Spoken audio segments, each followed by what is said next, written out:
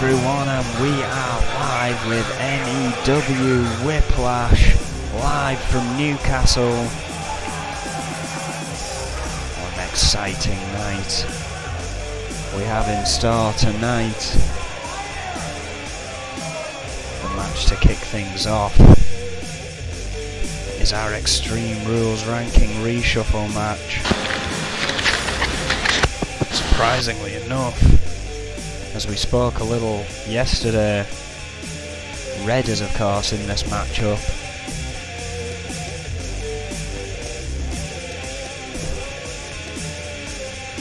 Yeah, that is down to his injury time. Has basically narrowed down. Well, he was taken out of the original listing and put at the bottom. And well, there have been people since. But Red finds himself in his return match against V to try and rank in the UK rankings.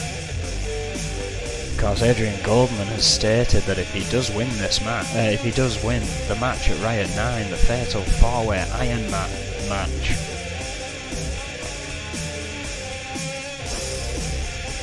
for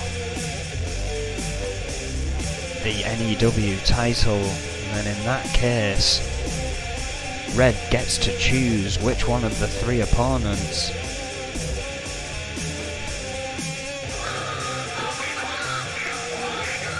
will actually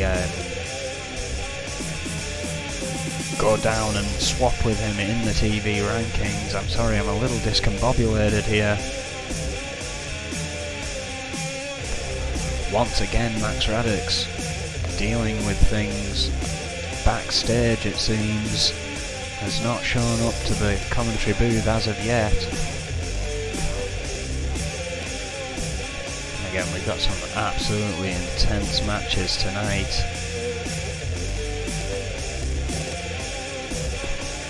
And we are kicking things off with the ranking reshuffle match. Of course, before the show, I'd like to mention there was an assault from Troy Webster on Zach Fuller last night. It was meant to be a table match. If you weren't joining us, go back. It was absolutely brutal. It just got way out of hand. Apparently, Zach Fuller has spoken to Adrian Goldman about the issue and wishes to speak tomorrow. Goldman seemingly happy enough with that to let us tell you about it. And a no doubt injured Zach Fuller will join us tomorrow night. I wonder what the hell he has to say about that. I mean, we knew the Enforcers had a thing against Zach Fuller when he first came in. And we knew that had never really subsided. Troy Webster took it way too far yesterday. So again, we will hear from Zach Fuller tomorrow about that incident. Up now though is a ranking reshuffle match.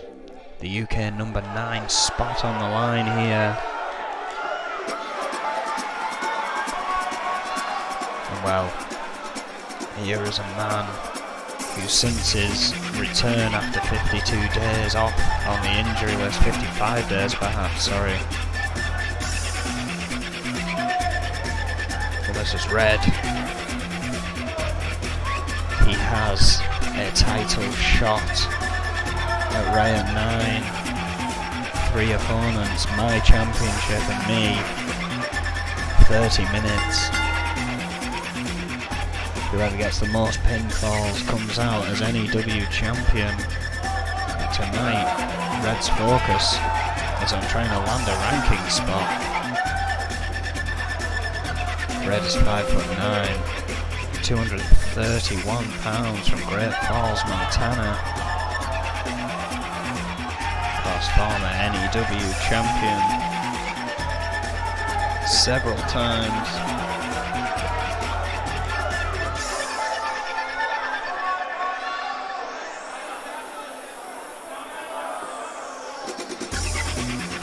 3 times Impact. What a champion he was. But this Red, this is a more deadly Red. He is not letting things happen by chance. He is going in and systematically destroying wrestler after wrestler here in N.E.W. Spent 254 days as N.E.W. champion overall.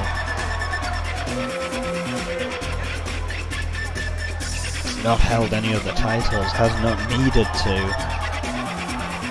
Again, this is probably the opponent I am taking the most seriously during that fatal 4-way match. He is back. He is focused. He is making his presence felt here in N.E.W. The crowd seem to love that this rebel style Red is back. Tonight, faces a man who has spent a lot of the time in that ring as of late. He's picked up a lot in the last year. Did not emerge victorious last night against William Zander. You've got to question how much better his odds are here tonight against Red. Of course, Red may have some ring rust. This is Extreme Rules. Red's antics of late. I mean, he attacked William Zander after that ranking reshuffle match last night. I thought he was coming in to get a cheap shot on V. But perhaps wanted to face William Zander here tonight. Instead finds himself against V. 5'10", 239 pounds, one half of the militia, killed Devil Hills, North Carolina. Yet to hold any gold.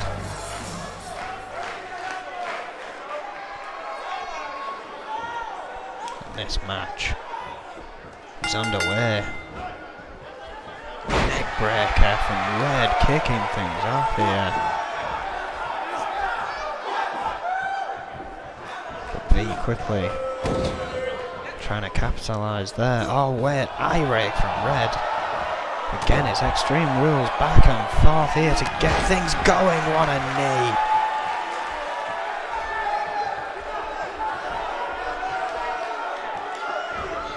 Well, Red looks a little rocked after that.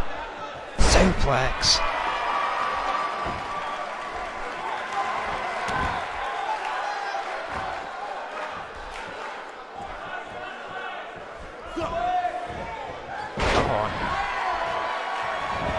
Beautiful T-bone there. V in control, but Red reversing the whip there, flying into the clothesline in the corner. Oh, hang on a second. This match has only just got started. That's Casey Judge's music. The camera's poised and ready, but there was no one there. V, oh, with a powerbomb, looking to take advantage of the distraction. Again, it's Extreme Rules. It's probably not unwise. But no, Red. Red gets a shoulder up. Casey Judge trying to pick a fast one here on Red.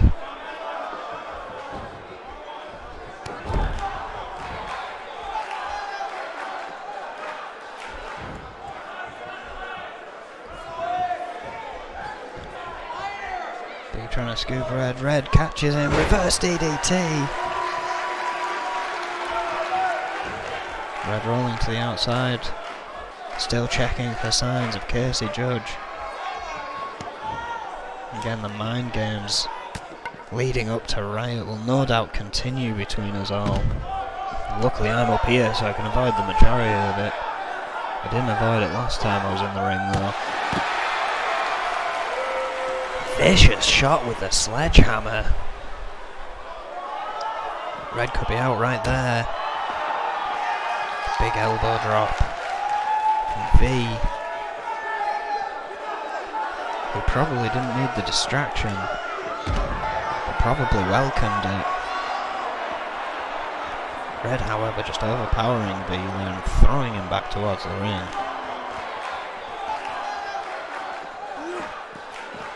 Red now getting rolled in the ring by V. Could be in trouble. Oh, an eye rake. Maybe a receipt from that one earlier on. Sends him into the turnbuckle. Kick. Oh, and a powerbomb out of the corner. Going for a pin. 2. No, Red again kicks out. Before the count of 3.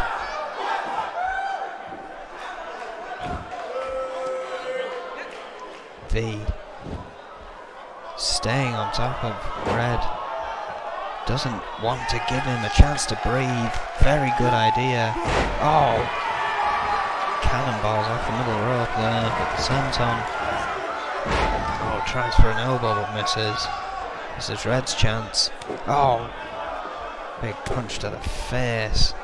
Clubbing blows to the back. V trying to stay stood up. Failing to do so without a little assistance there. Bodies collide. V countering that one. Sends Red to the outside.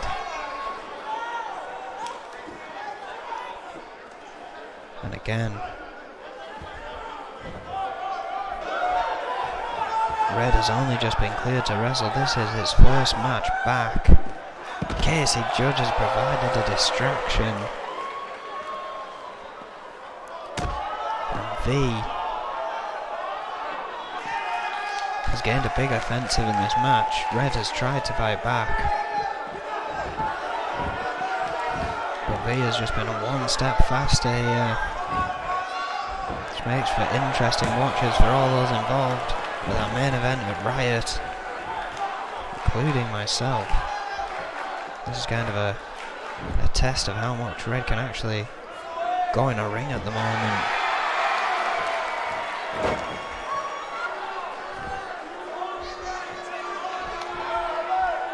Red in trouble here. Guillotine from V.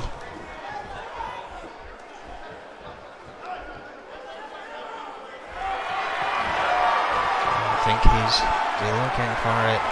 Yes, a Death Valley driver. That could be it for Red right there. V thinks otherwise. Choking the life out of him instead.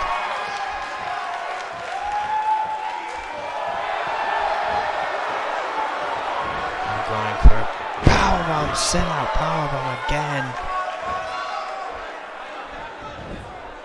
That could be all for Red right there. 1, 2, 3, it is.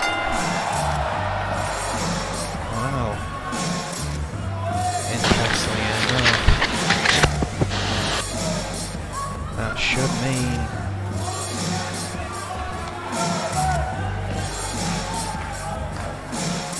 V gets the number 9 spot, and that means Red will go on tomorrow to face Wade Nelson.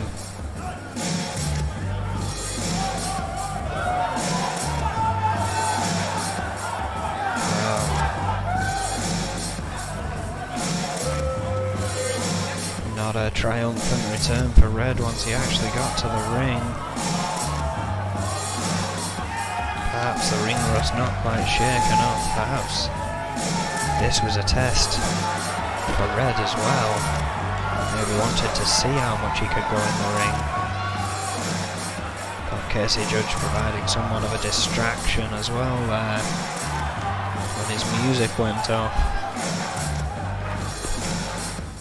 V claiming the number 9 ranking reshuffle spot.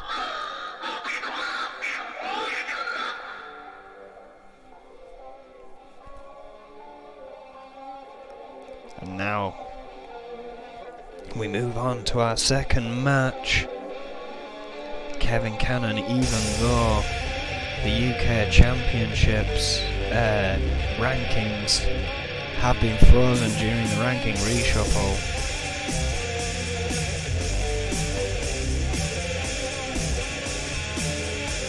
Kevin Cannon is the current #1 contender,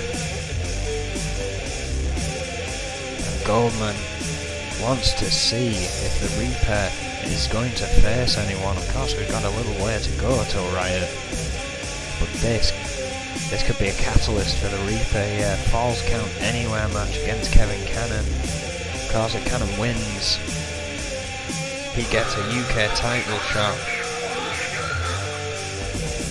However, he's in there against the one they call the Reaper, and that is never good for anyone.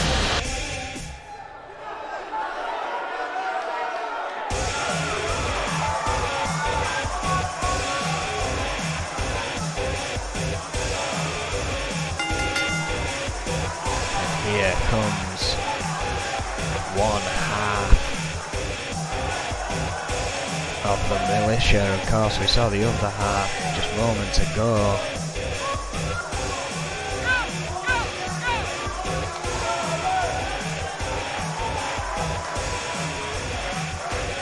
Kevin Cannon.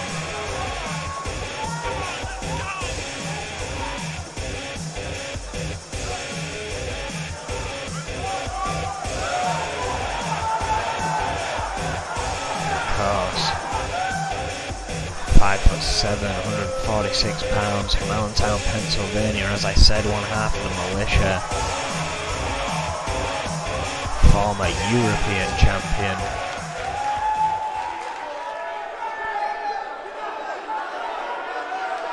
However,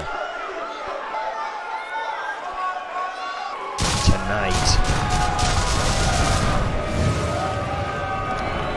he faces off against this man right here, the Reaper.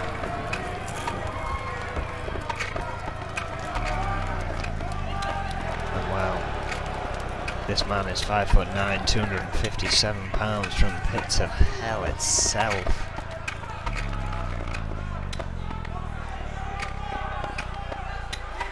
And he has been a scary champion.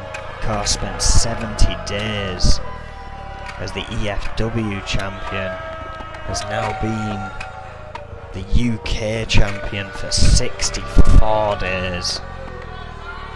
Says it's beneath him, is only interested in the N.E.W. championship despite only just coming over.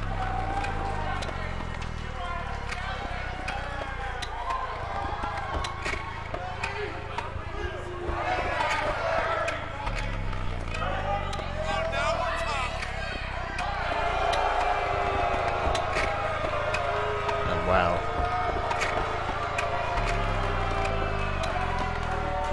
what a role this man has been on. The figures speak for itself, but the desolation is not heard in those words.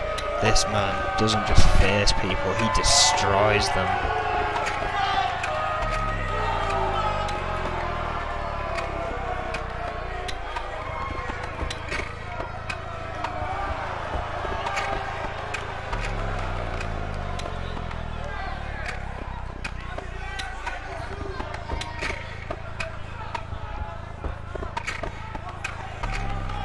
Well, for a change, he has chosen to allow his opponent into the ring. Usually attacks him on the way down here. Oh, Kevin Cannon being greeted with fists from the Reaper. Cannon is quick. Cannon is agile. Cannon is one of the lightest athletes here in N.E.W. What a DDT. The Reaper, with that otherworldly power, is already making short work of Cannon here.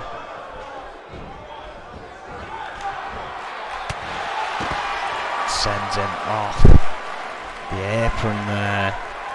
And already this Falls Count Anywhere match is going just there. Anywhere. Cannon. Arm drag. Shatoba, make sure he's distance from these guys. Cannon trying to further a bit of distance from the ring, it seems.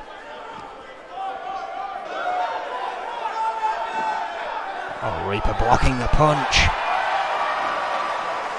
And Cannon might regret taking things to that steel ramp. My God. Just threw him across it. Oh, now look at this. Suplex!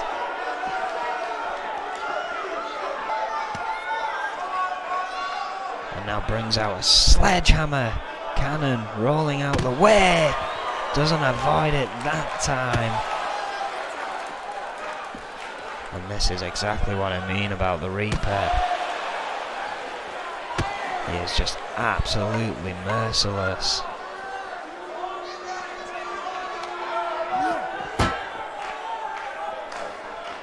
Oh my God, just driving Cannon's spine into that steel barricade. And keeping it on that steel ramp. Goading this crowd. Bit of mixed opinion. I mean, people can't help but love someone this dominant. But the style of his dominance is terrifying.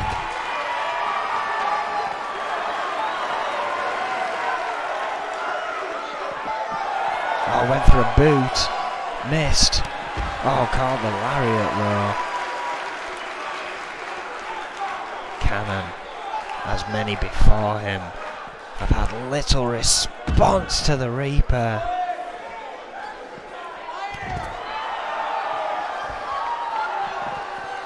Oh, reached out with that boot. Oh! Incredible Meteora there. But again, the Reaper just returning to his feet. Oh, a huge uppercut.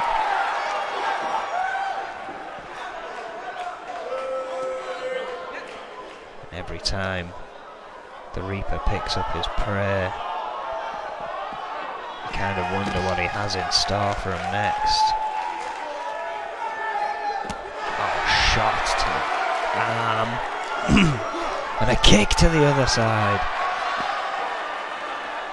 The Reaper just dismantles his opponents.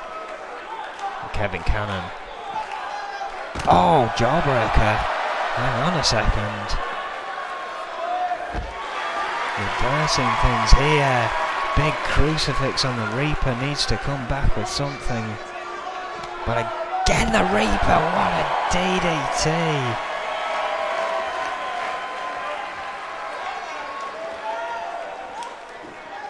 Just again hurls Kevin Cannon further up that ramp.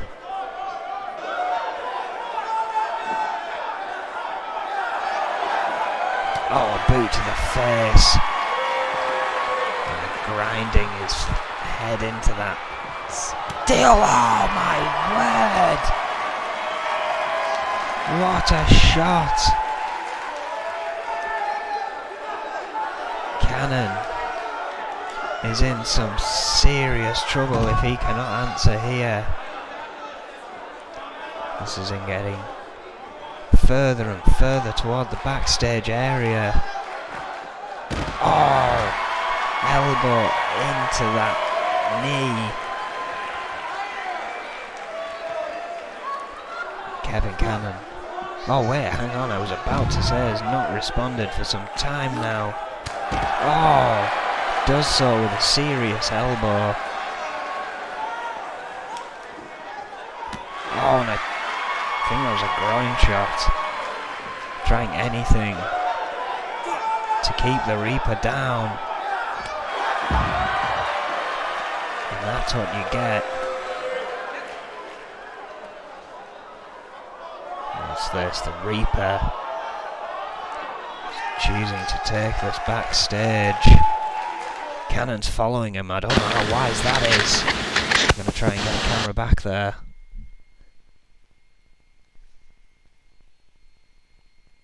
My God. I don't know if that's guts or idiocy from Kevin Cannon following a man like the Reaper further away from the ring. That's exactly why. Oh, but hang on again. Cannon. Oh! Serious kick. Trying to find some steel of his own. Oh, what a shot to the Reaper. Dodged that one. Cleared the ramp. Oh. Cleared Cannon. Oh, Cannon reversing. Oh, what a DDT. Cannon suddenly on the upper hand here. Out back. I think Shitopa is waiting in the... oh, he's run all the way through. Good idea. Keeping way away from this.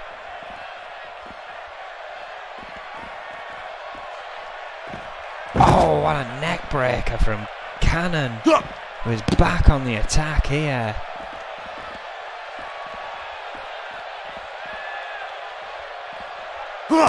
Oh, big chops.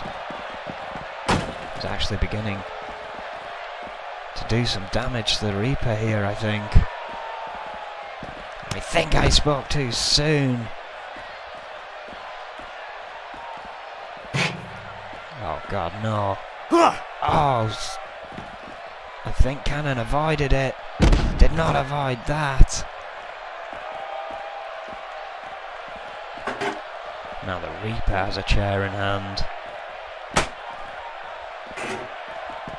Oh, shot after shot.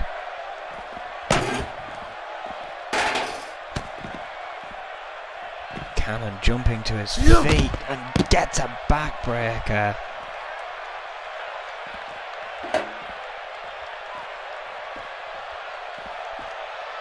The Reaper, oh, just lurking again with those shots.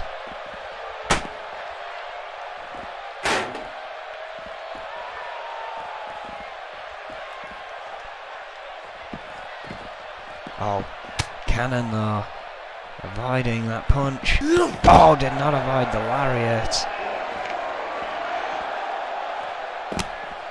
Oh, not again, rolled him over. Oh, right on the leg of that steel chair, no! The Reaper though, interestingly looking a little fatigued there. Oh, but that may not matter.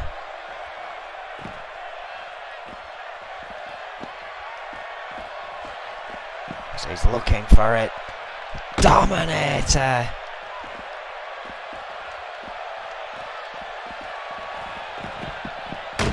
Oh, and just colliding him with that back wall there. An elbow. Oh, what a shot!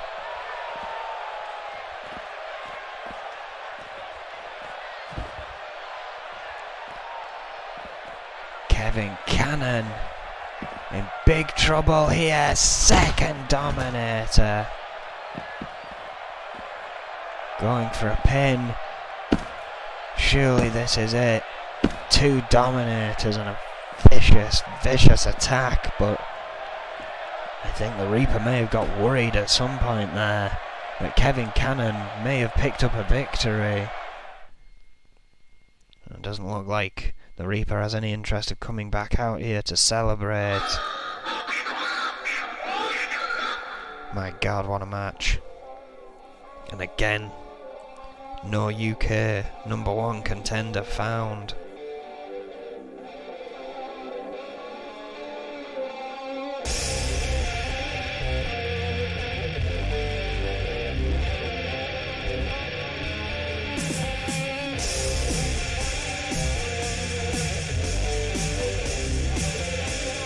Wow. One hell of a ranking reshuffle match. one fairly brutal Falls Count Anywhere match. And now we move on with a women's #1 contender match. And I've got to wonder, what does this match mean for Sonia Jackson? She has an opportunity at the women's tag team titles with her partner Faria, but may have to defend her women's title as well, depending on what happens. This is going to be an interesting one indeed. Oh wait, hang on a second. One half of the crew here, Franco. 6 foot, 248 pounds from Beverly Hills, California. He's a 3-time TV champion, he's former Intercontinental champion. And when the crew were running with the Authority, he was a tag team champion. I've got to wonder what this is about. Had his punishment match last night.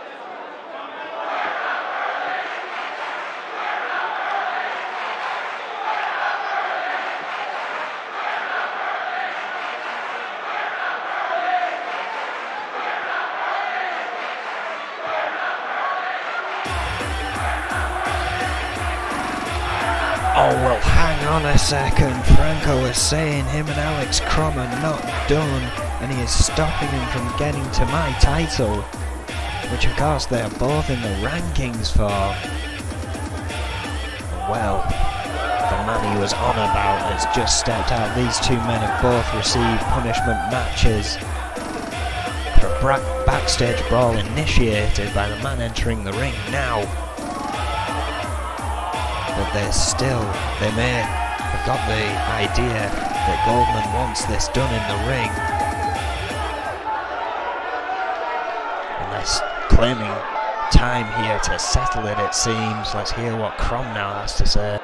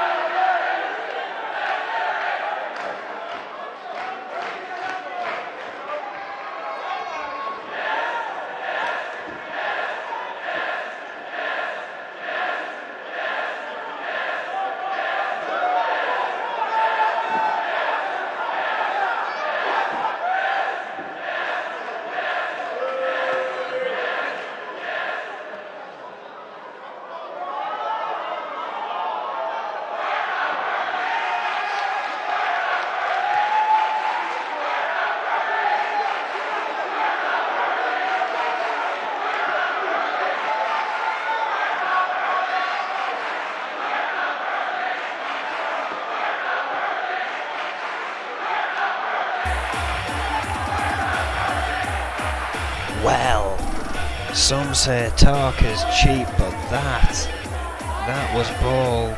Both of these men have had their differences. Both of these men claiming the war will continue between them, and have urged Adrian Goldman to book that match, to let them go all out. But what the hell kind of match could let these two go all out where they'd actually admit defeat? That is the question.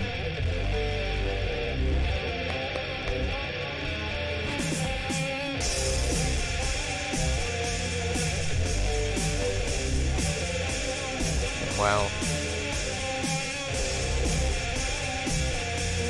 coming up next, we have the women's #1 contendership match.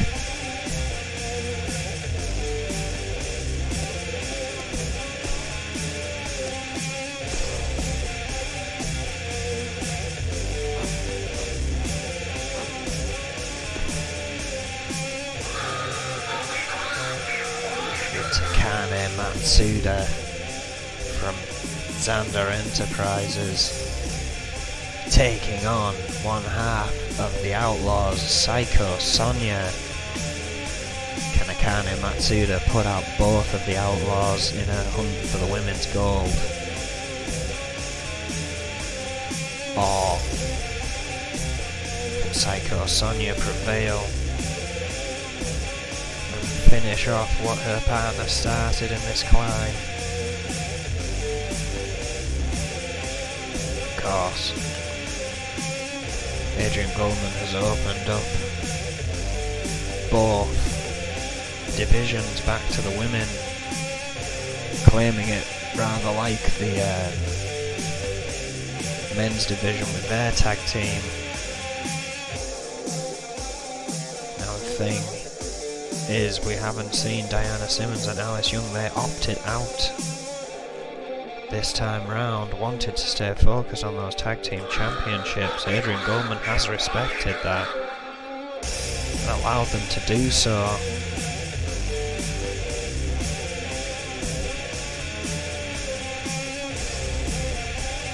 Well, I guess as a challenger in that tag team match, Sonya Jackson has no choice but to possibly defend her title as well against one of these two. I mean, that doesn't necessarily mean both of those matches will happen at Riot. We do not know what the owner has in store. It's kind of a surprise to see that there was a women's #1 contendership continuing, knowing that our champion would be in that women's tag at Riot. But nevertheless, here we are, and here is, accompanied to the ring by Emma Zander, Akane Matsuda, 5'2", 175 pounds from Kyoto, Japan. She has had that women's gold once before. It was a very, very brief run, but what a hell of a way she picked that gold up. An 8-woman ladder match.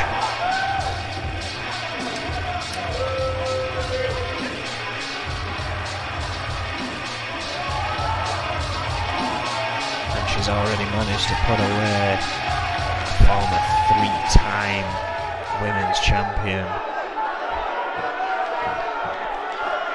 But it was in a submission match, and I do truly believe that favoured Akane Matsuda greatly compared to her opponent here.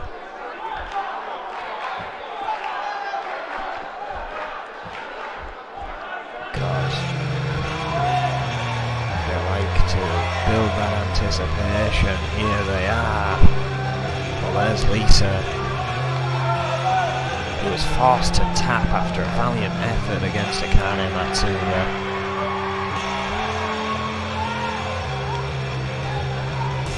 It's just a one-on-one here tonight. Perhaps if it was a one-on-one against Lisa Chase and Akane Matsuda, things would have been different. That is not the case. Psycho Sonia, 5'3", 130 pounds from Blackpool, England. As I said, one half of the Outlaws, who are two-time former women tag team champions. Sonia Jackson, Psycho Sonia, excuse me, mixing up my Sonia's, which is usually my partner's job. Maybe I'm doing it because he's not here yet. Because Psycho Sonia spent 122 days in her one run that she's had as women's champion. I bet she'd love to continue that. And the bell is underway, we find out shortly, or maybe not so shortly, depending on this match, who goes forth into that women's #1 contendership spot.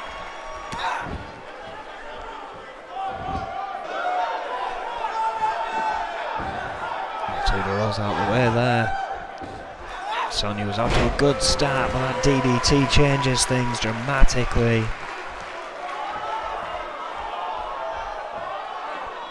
Sonia's dazed, counters.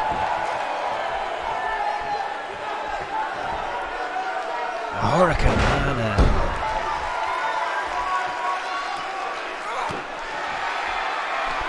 Big knee to the back. As Lisa cheers her partner on. Xander doing the same for Matsuda.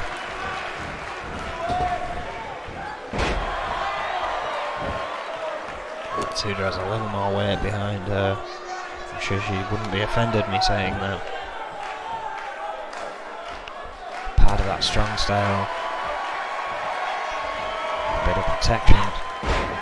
A bit of extra protection. Kane Matsuda down on the mat. Sonia up to the middle rope. Oh, what a drop kick. I think Matsuda went to duck that and therefore got more of it. Kick to the back. Going for a pin. But only a 1. And again, if this was a submission match like it was for Lisa Chase, things could be looking a bit different about now. However, this is just a one-on-one. This is for the #1 contendership.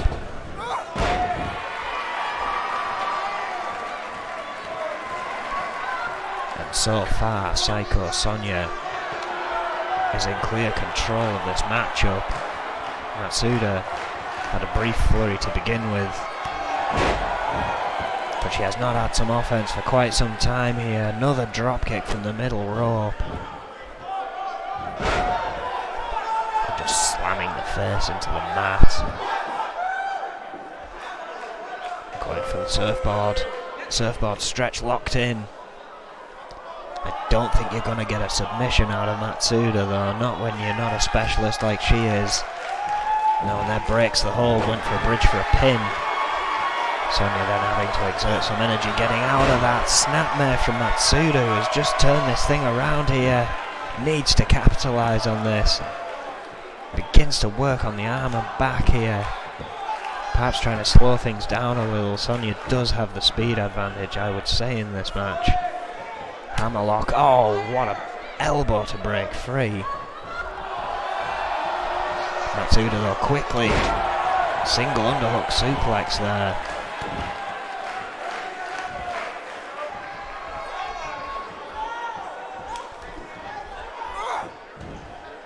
Hooking the arm again with a body slam.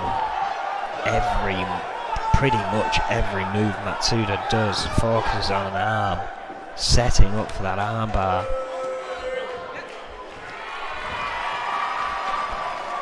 Oh, look at this. Just an inverted backdrop almost.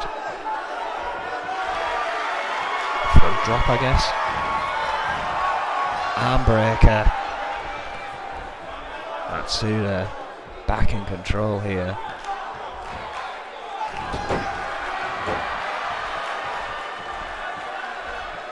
Steady stream of offense from both women once they get the advantage. Oh, it's just a matter of who will get it. at the end who can wear the other opponent out enough to get that 3 count or a submission.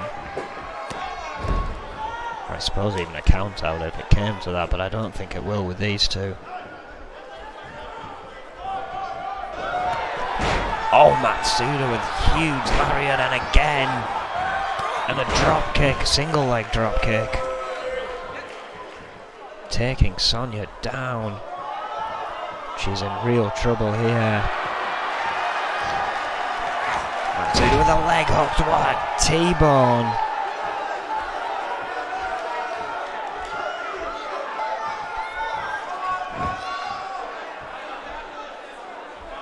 Matsuda perhaps looking for a surfboard of her own, no, just working on the knees, driving them into the mat. Sonya, oh, but Sonya kicked to the gut quickly there after Akane picked her up.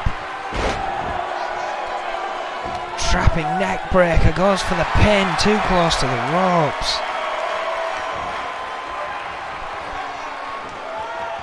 That arm trap neck breaker, a signature of Psycho Sonya's,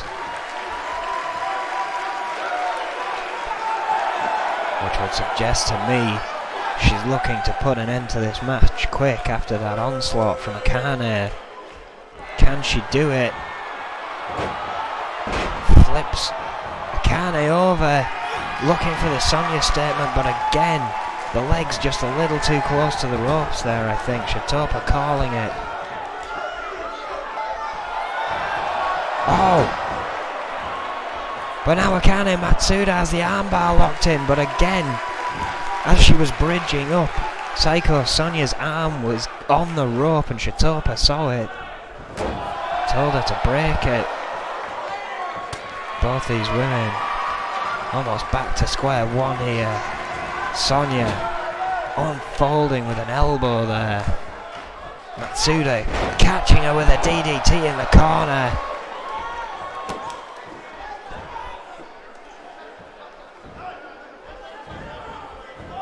Oh, what a drop kick to the back. Going for a pin. And a kick out after 2. I can't believe we're only halfway through the night with this match. How intense it has been so far. Reverse DDT. Back and forth.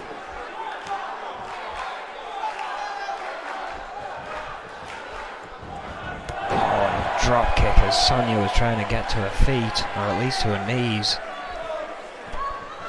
Matsuda staying on top of the veteran here.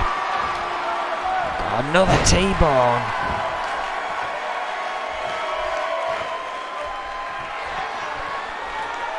Matsuda taking a little time to soak in some adoration from the fans. I'm not sure how wise that could be. Psycho Sonya starting to show signs of life. Matsuda waiting, going for the armbar again. Far enough from the ropes this time. Will Sonya tap just like Lisa did? Holding on for all she's got. The pain must be intense. Holds on enough for Matsuda to choose to break the hold. Determination. Of course, a chance to fight the champion is at stake here. Sonya knows that. Punch to the gut. Gets back to her feet, but again, oh, and a kick to the gut again. Second time in this match. Went for the arm trap neck breaker. But Matsuda broke that one up. With a cheap shot there. Of course, I don't know how much it counts as a low blow in a female match. Shitopa clearly letting it go. Of course, low blows are one of those things that don't get you disqualified here in N.E.W, surprisingly. Part of that odd rule set for one-on-one matches. Matsuda. What's she looking for here? Going for the armbar again, rolling into it. Again, way away from the ropes, and finally taps. Matsuda gets a shot against Sonia Jackson. Again, what the hell does that mean for Sonia Jackson, as she should be a contender for that women's tag team titles come Riot.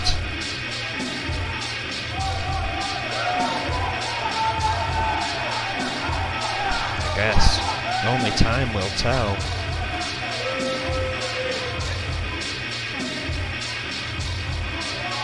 What a match that was. Back and forth, a clinic in competition here. Move after move. Both women defiant to the end, but in the end Sonia had no choice but to tap to that vicious armbar for the Kane Matsuda, which ended this matchup.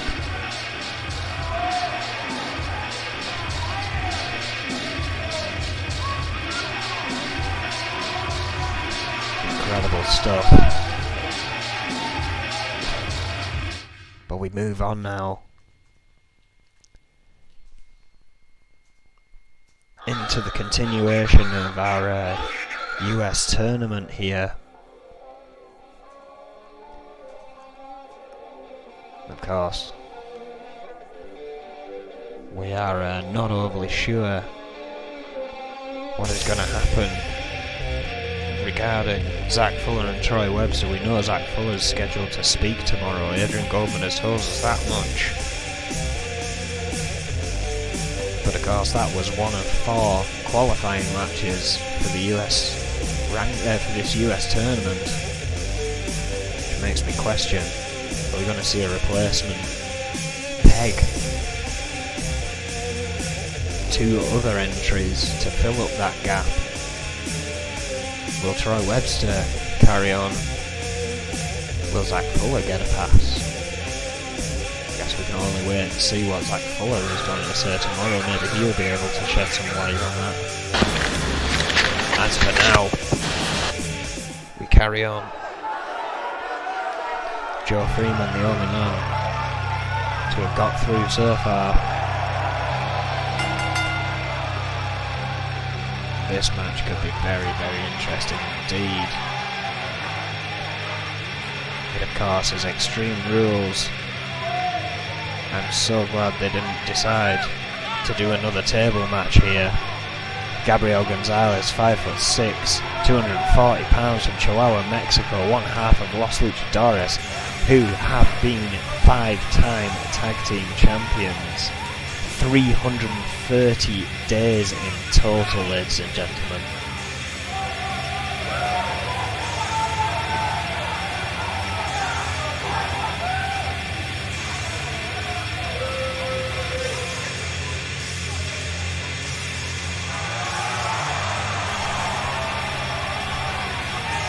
And well, little has to be said about the career of Gabriel Gonzalez, of course, being focused, deadly focused on that tag team division for so long, perhaps happily taking up these singles matches now that Magnum Opus seem to be ruling that roost. Speaking of Magnum Opus, here is their associate, Jimmy Falcon, 5'9", 220 pounds from Miami, Florida, with probably the most annoying spray thing there. I really used to like this guy, but now he's been siding with Magnum Opus. We're seeing a different side to Jimmy Falcon.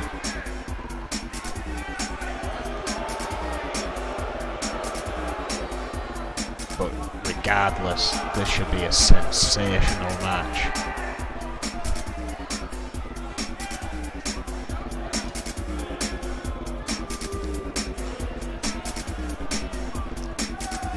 Falcon. I've got to wonder how prepared he is for this match. We have seen him back in the ring as of late, and he's been on top form. It's been under attack from Red, as many of us have. Of course, has the height advantage, does not have the weight advantage in this match. Definitely does not have the veterancy. Oh, what a brainbuster to kick things off there. Falcon, knowing that, takes a battle straight to Gonzalez. Oh wait, I know that music. Falcon has only just begun this match. Red's music is blaring out here at deafening volumes. No sign of Red. Gonzalez looking to take advantage of this. We saw this earlier on. Red, in his ranking reshuffle match, lost against V. There was interference from Casey Judge's music, but Judge did not show. The same attempt seems to have been in Red's mind here. Either that or we're having some serious technical difficulties with our music here. Regardless, oh wait, Gonzalez just caught up Jimmy Falcon in a Gonzalez buster, the traditional one that catches the opponent on the bottom rope, choking them in the process. Going for a pin. Only a 2 though, didn't quite catch him off guard enough. Falcon in trouble here though. Gabriel Gonzalez going to the top rope. Standing tall, waiting for Falcon to get to his feet. Big chop to the back of the head. Falcon goes rolling. Perhaps the psychological factor of where the hell is Red is starting to play on the mind of Falcon, perhaps not. Oh! Gabriel Gonzalez with a jawbreaker after a spinning back fist. But Jimmy Falcon finishes that flurry off with a reverse DDT. Oh, springboard 450 splash. Incredible athleticism.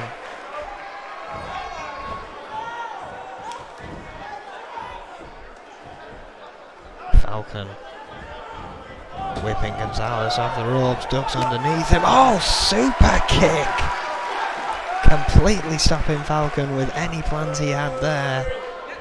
Gonzalez rolls to the outside. Of course, this is Extreme Rules. Finds a sledgehammer. Perhaps the one that was used earlier by the Reaper on poor Kevin Cannon.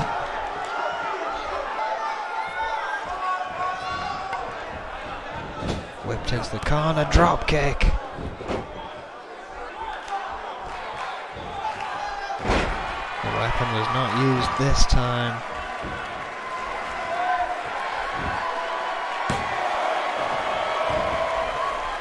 Gonzalez with a kick out. Falcon in trouble here. Had the early going of this match, but it seems to be all Gonzalez now, as he's just wearing out the neck of Jimmy Falcon, going to the outside himself, over the top rope, tope. It may be no springboard 450 splash, but my word, it gets the job done. Going for the camel clutch, locked in tight. Falcon in big trouble here. Holding on those sweeps the legs. Gonzalez quickly using the ropes to try and get back up. Falcon though on the attack. Oh, the calf killer. Bull killer, excuse me. No insult to Gabriel Gonzalez intended there. He's certainly a bull, not a calf. But that was one hellish brainbuster he just received. Much like the one that opened this match. Headlock. Snap suplex. Jimmy Falcon back in control.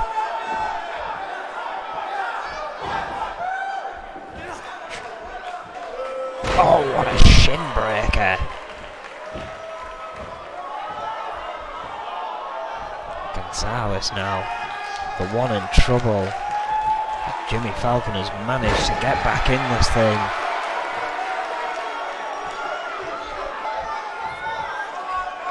Perhaps wondering what to do. To put Gonzalez away here. Oh, springboard! Forearm. That could be it right there. No! Gonzalez kicks out at 2.9. And this match continues. What a kick out. I'm not sure Gonzalez did that off instinct or not. Clearly struggling to respond here. Oh, what a knee to the face. Goes to the pin. No, still.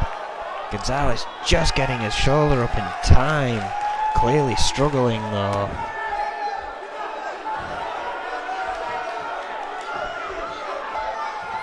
Falcon, oh, went for a kick. Blocked. Oh, sweet.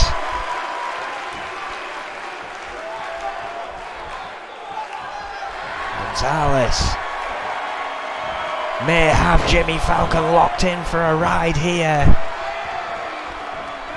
There's a second one. Tres amigos. Absolutely phenomenal. Does not think that's enough though. That's Falcon up again. And again a traditional Gonzalez buster. Surely that is it.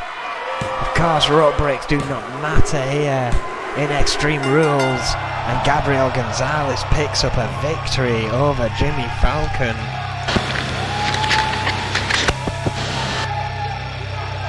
Gabriel Gonzalez goes through in this US tournament.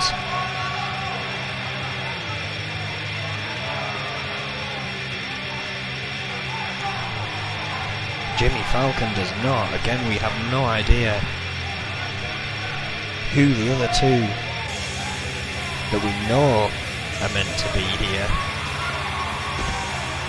in this US tournament, and we still don't know what is going on with the Zach Fuller Troy Webster issue.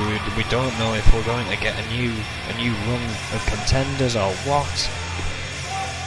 But that was a phenomenal match. That much I do know. And well, we are moving on into possibly the biggest punishment match we will see. Adrian Goldman, of course, last week. Sick of seeing these backstage brawls, decided to put the 4 men involved in punishment matches. So far we've seen Alex Crom and we've seen Franco go up against a team of 3 hired thugs essentially to do this deed. Goldman probably threatening all sorts of conditions if they're refused. And tonight we will see Vega's punishment. I'm interested enough to know who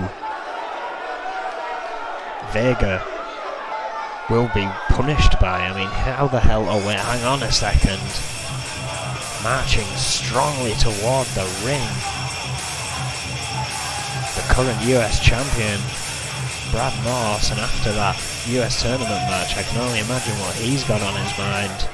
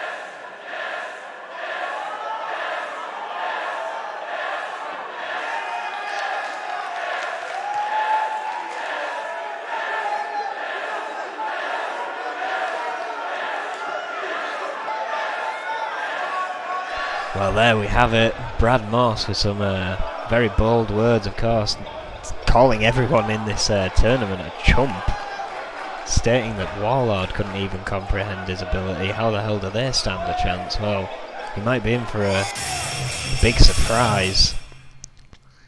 And finally, as much as I constantly tell him, main event Max is not getting over, it is not becoming a thing, Max Radix has joined me here at the commentary booth.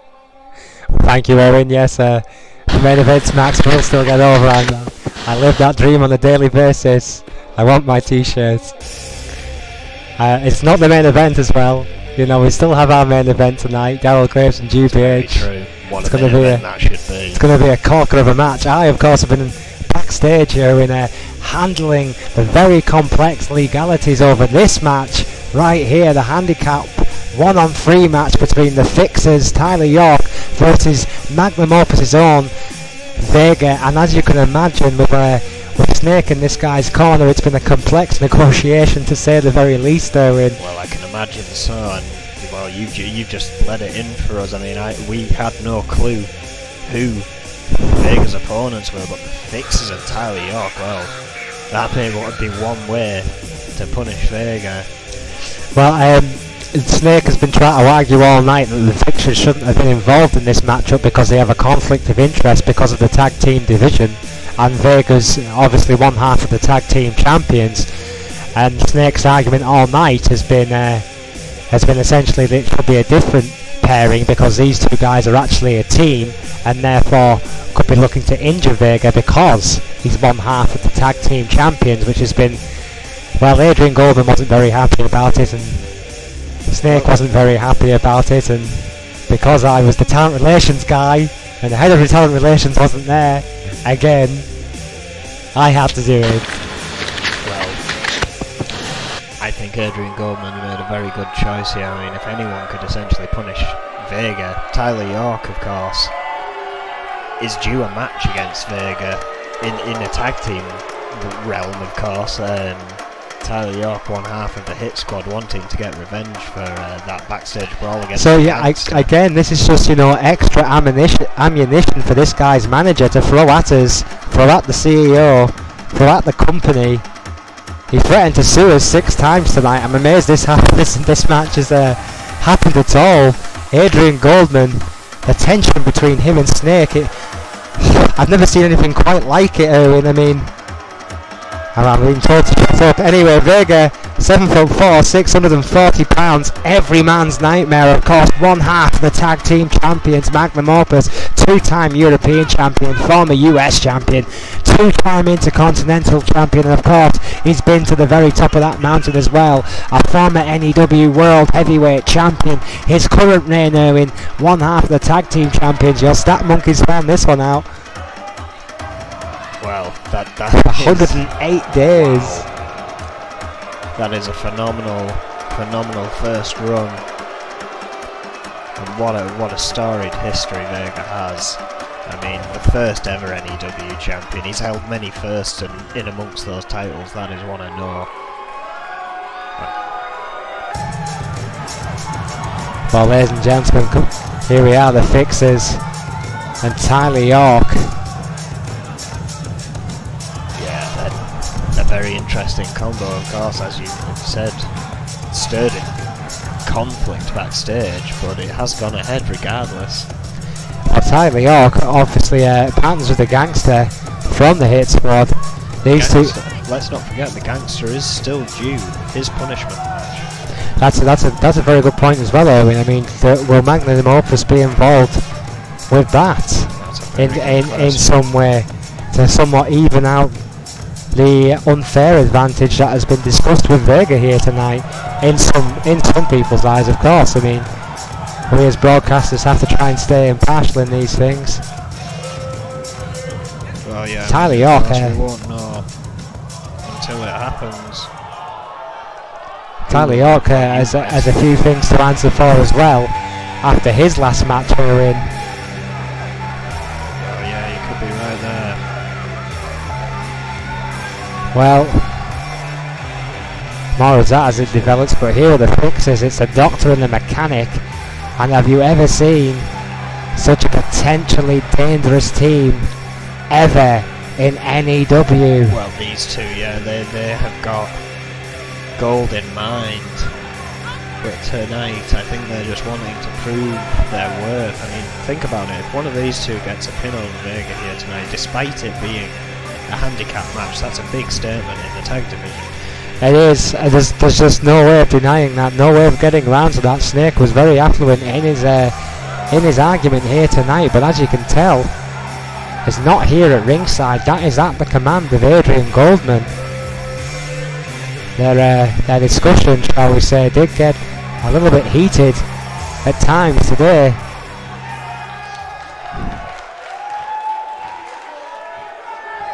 Vega with a lot to prove here tonight.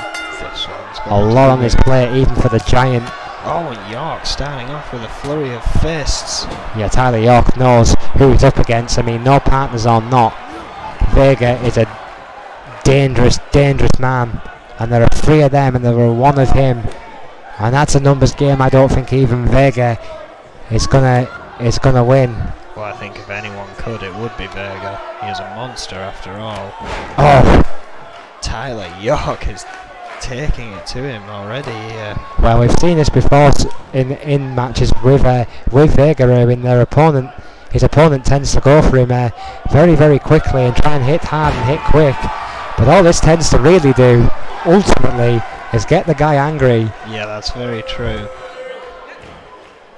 Oh! Tyler York is doing just that right now, it seems. Tremendous leg drop there by York. Right over the neck, right over the windpipe of Vega, and if you can't breathe, you can't fight. Club to the back by York. Maybe this is a tactic that's been delivered by Snake. Maybe Vega's been told not to fight back here. Oh wait, maybe never mind. Oh, corkscrew. Knee range, perhaps. Vega was just playing possum. Yeah, for a moment there, my mind was thinking, has he been told to just get pinned quickly so he doesn't really sustain any injury? But if he has been told that, I don't think he's listening now. I think now he is angry. Well, an angry giant is a dangerous giant.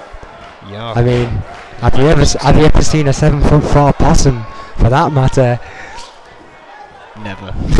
Tyler York, all over Vega, one half of the tag team champions. I'm sure Rick Weaver and Snake are watching this, huddled round the monitor, and are concerned for their colleagues' welfare right now, because the Fixers and Tyler York have done a number on Vega so far. It has to be said, this 3-on-1 advantage, ladies and gentlemen. Alright, he's a large man, but he is a man. Well, Tyler York has the 3-on-1 advantage is taking its toll on Vega. No tag. This has essentially been a one-on-one between the 2 men that are set to face in a tag team environment so far. Well, Tyler York, as of late, has been on this ruthless aggression type of streaker. Former powerlifter.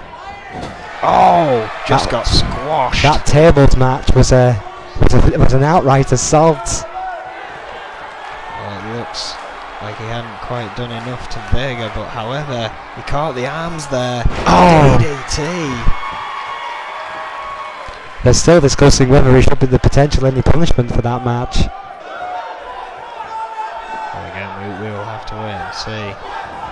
But that was Troy Webster. What's Troy Webster? Well, yes, I wanted to talk about that, and Tyler York and Troy Webster are friends, so there you go. Oh! Aided. I just wondered if he was duplicitous in any way, shape or form in what Webster did in that match. Well, we haven't seen Work with me. since. Cossack Fuller's set to speak about that tomorrow, that much we do know. And that is about all we know. Well, I'm having a conversation with Adrian Goldman, and Adrian Goldman seems happy to let him do the talking this time. Well, yeah, I mean, I have absolutely no idea what Zach Fuller and Adrian Goldman talked about, but... Russian leg sweep. Had a sleeper hold on him to begin with. Tyler York finally out the ring here. Doctor going to work on Vega. Oh! Big elbow. Right across the face. Yeah, I mean, that big elbow. Oh, but wait! Oh! What a judo flip there by Vega. Shades of Austin Powers. Vega's on a roll. He's back. Oh! That was your go-to with the judo flip. I don't know, it just seemed right at the time. Doctor is in trouble here as Vega has got angry once more. What an uppercut. Steamboat, Jericho, to name a few. Half a suplex. AJ Styles. Throwing him the rest of the way. Vega. Not on the way win. GBH neck wrench. The patented, as you like to call it, GBH neck wrench. The patented GBH neck wrench. It's like the double knees. That's actually the quadruple knees. It truly only belongs to one of us there, win. Oh, Vega just steamrolling Doctor here. It's like you with a Death Valley driver, or me with a Northern Light suplex. Vega, Doctor very quick there with the elbows to the face, I think. That was, yeah, I think it was just that stiff arm. Oh, spear! Tremendous spear there to Vega. Ripping the innards out of the Giants. My word, what a spear that was. Sends him into the corner. Makes a tag to his buddy, the Mechanic. The Mechanic as well. This is not good news for the Doctor. Oh, wait a minute. What a double team here by the big men. Big boot side slam. Dear. That could be all over for Vega. A big message. Just absolute brutality by the Doctor and the Mechanic. One of the biggest teams in N.E.W. today. Potentially the most brutal team in N.E.W. history. The Mechanic is not making a pin though. Just standing over Vega. This is tactical. Finally. Why would you do that with Vega? Well, perhaps testing that strength, waiting to see how long their tag finisher actually puts the big guy out. I mean, I suppose, it's a good ground to test anything here. The longer the match goes on, the more pain is inflicted on Vega, and that's not exactly bad news for the Fixers, or indeed Tyler York. And I mean, in fairness, what's happening right here really doesn't hurt Snake's earlier argument. It's a very good point, I'm afraid. I mean, they have actually chosen to not pin when a pin could have won them this match. Or at least the Mechanic has here. Headball scissors kick. Well, I never thought I'd see the day when you agreed with a point made by Magnum Opus. Nor I. What a German! It'll definitely be over after Hold on! For a second, tremendous strength, tremendous technical ability! 640 pounds the Mechanic is throwing around. 7 from 4 and the sheer elevation needed, the sheer strength, athleticism, my god! A trio of Germans! Vega reversing the whip, sending the Mechanic to the outside. Well, he may be battered, he may be bruised, but the Giant is not defeated. Vega lives! Vega lives! So there's still a chance! Mike Shatopa counts the liberal count of 10. Vega begins. Impatient. Mechanic. Left hand. And again. Vega here on the outside. The southpaw right into that steel barrier, Erwin.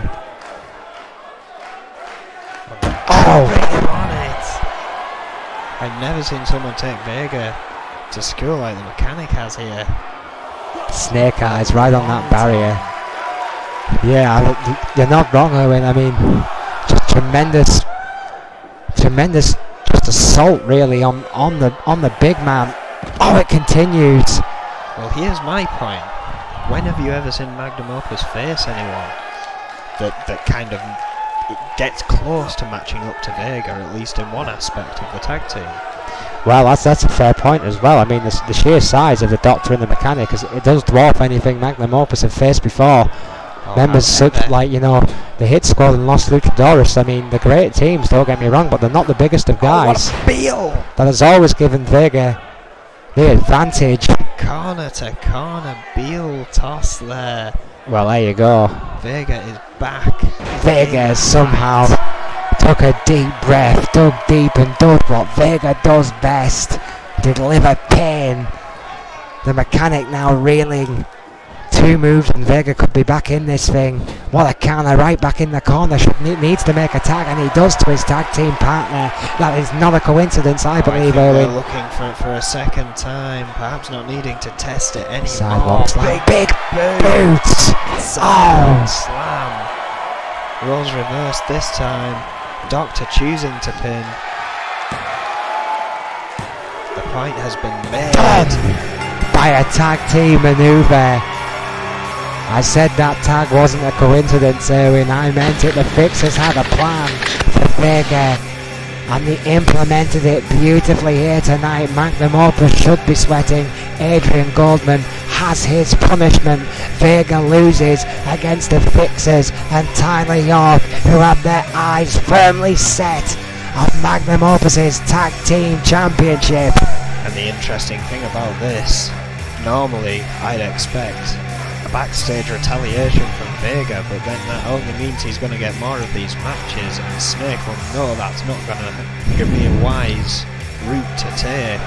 He's going to have to somehow soothe the beast. Well, that's a great point, Erwin, but I'm really not sure if I could handle another negotiation like that one. It was tense beyond words. If I'm ever allowed to talk about it, I'll put it on the website, but my God. Wow, that story's going in the autobiography, I'm telling you. Well, stories. The next story has taken an interesting twist. GBH. After a triple threat elimination submission match, O'Grady was the only man eliminated. GBH has then said, due to the history of Cowboy Ryan GBH and this similar thing happening on the other foot, if you will, GBH deserved a shot still, as it was a draw. Darryl Graves officially the #1 contender through matchups. Adrian Goldman declaring, GBH, Darryl Graves, you're having a last man standing to determine who faces Cowboy Roy, and that's only for the chance of a title shot.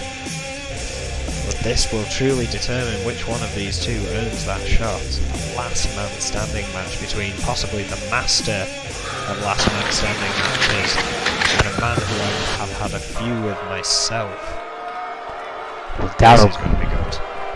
Absolutely going to be a corker of a main event. Whiplash in N.E.W. Castle. That one was just for you, Aaron. GBH here, the former Intercontinental Champion, the longest reigning Intercontinental Champion in N.E.W. history. 6'2", 500 pounds. He, of course, pipped Cowboy Roy, his nemesis, Erwin, to the post to hold that record. GBH. 68 days. Wow, it's just insane run. I mean, just think. I mean, GBH there was rumours that this guy was thinking about retirement, and now look at him. I remember speaking to him about this before he kind of became this attitude-driven dickhead once again. When he was having his little momentary lapse of kindness, yes, I did speak to him, and he was. Can't say that word live. He was completely considering retiring, and then he won the Intercontinental Championship, and everything has changed. Well, I mean, he's in the best shape of his career. He seems more focused than I've seen him for a long time, but tonight he has a whole different kind of unholy challenge. Darryl Graves is the original N.E.W. Demon, 5'8", 206 pounds, Battle Creek, Michigan, a great Intercontinental Champion in his own right. Darryl Graves and GBH, last man standing, the master versus the student of insanity. This is gonna be a good one. I can feel it in my waters, and you can bet your bottom dollar that Cowboy Roy is watching somewhere very, very closely. No doubt, no doubt. I mean, of course, Cowboy Roy has now hit 198 days, but that is not in a single streak, so he doesn't get to claim that victory just yet over GBH with that run. Well, you can bet your bottom dollar that's what Cowboy Roy will be aiming for. You can bet your bottom dollar he wants one more legendary Intercontinental title reign before he hangs up those legendary snakeskin boots But GBH and Daryl Graves have other ideas in mind. Mike Shatopa rings a bell, and here we go. Oh my word! Strength from GBH to begin with. Take that, GBH, not messing around there. He's just throwing Daryl Graves to the mat. Notice that the arm is still bandaged. GBH clearly still suffering. And I'm sorry, and I just have to say this again. I mean, GBH just in the absolute best shape of his career. And all right, he's got a bit of an injury at the moment. He's not going to be 100%, but that just makes a very, very dangerous animal. Well, all the more deadly, in my opinion. Oh no, I mean, you're right. As soon as he got that Intercontinental Championship, he just hit the gym day after day, trained constantly, and this is what has become of it. Sheer power, a little bit quicker than he was maybe a year or two ago. He seems to have refound his speed as GBH, the veteran here, by a long, long way. Daryl Graves in trouble early on, and GBH may have. Oh my word! What a tremendous right hand, and that's it. You mean you've got that added speed, but GBH hasn't lost any of that power, Erwin. Well, I wouldn't count Graves out just yet. He's got a good mixture of both. Oh, big elbow, and he's not afraid to hurt you either. Daryl Graves absolutely never, ever, ever, ever count out Daryl Graves. If I've learned anything sat at this table, it's that. Oh, well there you go. Slid out the ring. Roll out the way, quick as a flash, and now right back on the attack, right back on the counter. This is what has made Graves so dangerous over the years here. 6, Nothing 8, funny about this clown. 9. 1 for good luck. Springboard, oh, cross body, beautiful manoeuvre there by Daryl Graves. He's an athletic submission specialist. That is probably the best tagline you can give Daryl Graves. Needs to think fast against GBH though, because his strength will overpower him if he's not careful. Absolutely, I mean Daryl Graves. Big weight gap here. Oh, snap suplex. Daryl Graves. That's a very good point there. When there is a 300 pounds. Huge weight difference here tonight between these two men. That won't intimidate Daryl Graves one bit, I promise you, and he has heart as big as a lion. But if GBH can get hold of him for long enough and shake off that lightning quick speed of Daryl Graves and just outpower him, well, it just could be a very long night for Daryl Graves. It's just that simple. It's sheer physics. Mike Shatopa starts to count. The last man standing. Yeah, both N.E.W. veterans. I mean, will have some tricks up his sleeve, believe me, if he can get up, of course. GBH, of course, an icon of this business, one of the founding blocks of N.E.W. But you could definitely make the argument that so is Daryl Graves. Excuse me. Oh, forearm rebounds, and GBH knocked onto the apron, trying to bring himself to. Gets up, but Graves is there waiting for him. Shot. Oh, wait a minute. Oh, God. Insanity reigns. Yeah, he's looking on the ring apron. He's got that crazy look in his eye, Owen. Wait for Finn. Matt. No, Graves. No, come on. Oh, Jesus. Hey, GBH had no idea what was coming. Was kind of trying to figure it out there, I think. Dear sweet Jesus, we saw that coming a mile away because it's Daryl Graves and it's completely insane. This is why my little feud with him way back when was so interesting, because we were willing to go little feud. Crazy, I still received counselling over your so-called little feud, Erwin. I wake up screaming in the night. Daryl Graves and GBH. A terrifying, truly terrifying match to call. I will not let it go. Daryl Graves and GBH. Count of 5. Yeah, count of 5 here. Daryl Graves may have just caught GBH there, unprepared slightly on that way for him. Matt, we tell the folks whenever we can, Erwin, but we cannot overemphasise the real lack of actual real padding out there. That mat is laughable, frankly. Yeah, it does not offer protection. I've never called it protective equipment. Everything hurts out there. Oh, roll up DDT there. Yeah, definitely GBH head's connected with that mat there. The cameraman just confirmed it for me in my earpiece. GBH there, what a tremendous manoeuvre there. Yeah, Daryl Graves. By the original Demon. It's that athleticism. But there's a DDT driven right into the mat. No one does them better, Erwin, than GBH. Count of 3. Could be all right there. Well, Mark my words, that GBH DDT has won this man championships. That GBH DDT has given that man his legacy. Oh, look at this at 6. Graves gets to his feet. So he would have effectively won 2 normal matches with that DDT right there, Erwin. GBH is over halfway there. Look at this. Oh! Suplex. Tremendous suplex there by the veteran, the icon. And who doesn't want to see Cowboy Roy GBH 3? Knee to the back. Well, can you imagine the match Daryl Graves and Cowboy Roy could have? Well, hell. Both of these. That's a tremendous point. I'm so conflicted. I mean, we've seen GBH and Cowboy Roy before, but my God, that first match, Erwin. Well, yeah, exactly.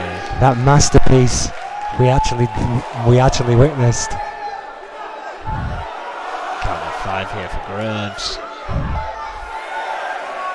It's not looking good. GBH may have just finished him off here. GBH is looking confident. Daryl Graves, once again. I knew this would happen, Owen. This is why I do not like big back elbow. Guys like this in last man standing matches, because they literally have no quit in them. It's just not in their DNA. They will fight until they can fight no longer. And a man like Daryl Graves is just going to keep getting back up until GBH knocks him the fuck out. You're very right there. I mean, Daryl Graves will get up unless his body does not allow him to. It's as simple as that. And at 8 he gets up once again. GBH going out. I don't even care if I get in trouble for that one, though. And I've just sometimes it just really just grinds my gears that they put these crazy men in matches like this. Well, we're on YouTube. We can't get demonetized any more than we already are. It's a fair point. GBH now here with a count. Mike Shatopa on the count of 5. Graves staying right there. Oh yeah, Graves will not take his eyes off a guy like GBH. Daryl Graves knows how dangerous the old lion is. Daryl Graves and GBH. Can't believe I'm there. Pulling the leg. I'm seeing this. Whiplash. Oh wait. You're about to see something absolutely incredible. If I think he's going to do what I think he's going to do, see something very, very dangerous, almost certainly. GBH is getting to his feet. He's not top rope. Oh, Rana! What a Hurricane Rana! Round the ring. Could very well put an end to GBH right here. The count begins.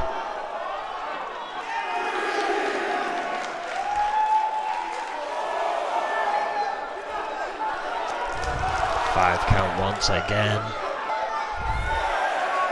Count of 6. 7. GBH has not yet really. Oh, there we go. 8. Just started to move, and as soon as he pushed himself up, Daryl Graves, went right back on the attack with that kick to the ribs. I don't think that's going to take GBH out for 10, but I'm sure he's going to utilise that 10 count to his advantage here, Erwin, and just gather as much rest as possible. But it may not be the final move; it may be just the combination of all this attack. Well, it's not just that, Erwin. I mean, if you lie down too long, your body's going to just resist the urge to move. Certainly after all the pain that's been inflicted already by both these men. Oh, another kick to those ribs. Daryl Graves clearly has a game plan here. Yeah, Graves so far has picked up the closest count to 10 we've had here tonight. I will say it. I have said it before, and I will say it again. If you cannot breathe, you cannot fight. And Daryl Graves is focused on those ribs here tonight. Kick. Kick! What a drop kick to the sternum, to the heart of the icon GBH. Daryl Graves is fired up here. I thought he was going to go back to the attack there, but I think he's going to let Shatopa make the count. The shoulders were flat. Shatopa was right to do so. Will that vicious dropkick be enough to keep GBH down? Count of 6. It's getting close again. But an 8. GBH getting up. Dalgrave's giving him no time. Catching a breather himself. He's going to have to pull out something big though, I think, to put GBH away here. Oh yeah, just no question for me. Either man. I mean, it's going to take a miracle. Again, it's one of those. It's one of those reasons. I mean, it's one of those factors that just always has that general feeling of fear for me and dread sometimes for the safety of these men. Of what could be done here. Daryl Graves choosing a very safe approach, just slowly wearing GBH down every time he tries to get up. You don't have to do the paperwork when they get injured. Oh, Daryl Graves now. I think he just kicked GBH square in the jaw.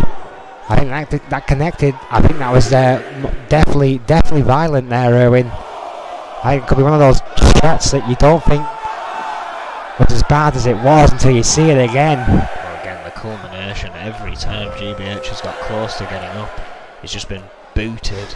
And that's going to hard. Oh my word! At least a second or third hard kick to the head. Daryl Graves has changed tactic. The rib shots weren't doing it, so go for the head. Insanity prevails once again. Look at the pain. GBH is in trouble. He came into this match injured. Let's be honest, he wasn't 100% coming in, Erwin. He's got that wrapped up arm. But look at the resilience. Every time he keeps getting up before the 10 count. He knows what it means to be Intercontinental Champion, but so does Daryl Graves. We talked about that as well, of course, with him ever since his IC title win, which is, of course, the belt now held by the legend Cowboy Roy. GBH still in phenomenal shape after that run. That resilience, obviously, a factor of that. Hard work. Yeah. Daryl Graves actually getting up at a 7 there this time, showing that he's recovering, or at least has been kind of swaying between the 7 and 8. Okay. Well, GBH is a veteran, and he knows in the back of his head, ultimately GBH is self-serving. We know this. Will GBH finally think, well, I'm not going to win this one, lay down for the count to 10 and fight another day? Or do you think he's fighting because back. It's Cowboy, because it's the Cowboy, GBH is going to dig deep here? I think he's digging deep, marching around the ring. Oh, that wasn't a question anymore, that was a statement, because the minute he lifted him above his head after the assault, I knew GBH meant business here tonight. He's going for a submission. Of course, that doesn't matter. It's only going to serve to wear down Daryl Graves here. But needs something big like this to try and even the playing field. Graves has had the advantage for quite some time. Boots away, elbows away, leg. That was what I was trying to go for. Gets out. I knew what you meant. There were so many body parts tangled up there, Erwin. Yeah, it was quite a contortion there. They were trying to simultaneously counter each other. Eventually, Daryl Graves, as you would expect, being the technical master out the two, no disrespect to GBH, got the better of that encounter. Well, the question here is, was that the last-ditch attempt from GBH? Shots like that can win the man. Oh, what an elbow! A shot very similar to that one, Wade Nelson, the EFW World Heavyweight Championship, so don't say it can't be done. And after so long, Graves now finds himself on the mat. GBH looming over him. And the count has passed 5.